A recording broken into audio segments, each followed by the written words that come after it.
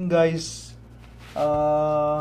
may napanood akong isang interview ni Senador Sherwin Gatchalian na ang sabi niya doon sa interview na yon, bago daw mag-imbestiga yung Blue Ribbon Committee, magkaroon muna ng matibay na ebidensya. Ang aking opinion naman dyan po, Mr. Senador, ay paano po kayo magkakaroon ng matibay na ebidensya kung hindi kayo nag-iimbestiga? Kahit nga po mga pulis, kailangan pagka malutas nila yung pang krimen, mag-iimbestiga muna sila bago nila mahuli yung gumawa ng krimen.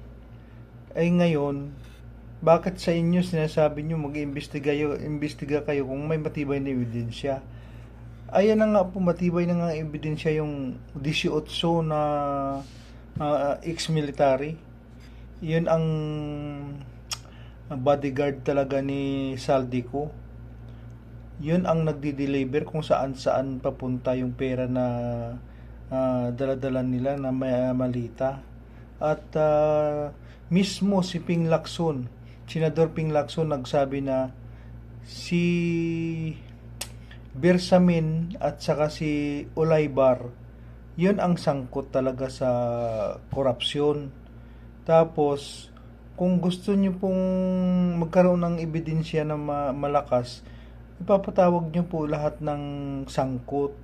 Yung yung kontraktor, yung mga congressman, yung mga senador. Yun dapat ang gagawin nyo. Tsaka yung mga nag-deliver ng pera. Kasi yun ang nakakaalam kung saan nila dinala yung pera.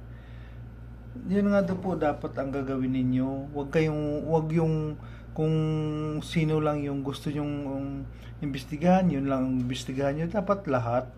Yung mga talagang nasa kongreso na sangkot, mga congressman, saan yung nakulong ng mga congressman? Wala. Si Martin Romualdez, si Sandro Marcos, hindi naman. Nakita nyo naman kung gaano kalaki yung mga napunta sa distrito ni Martin Romualdez at saka ni Sandro Marcos. Yung kay Sandro Marcos halos 15 billion.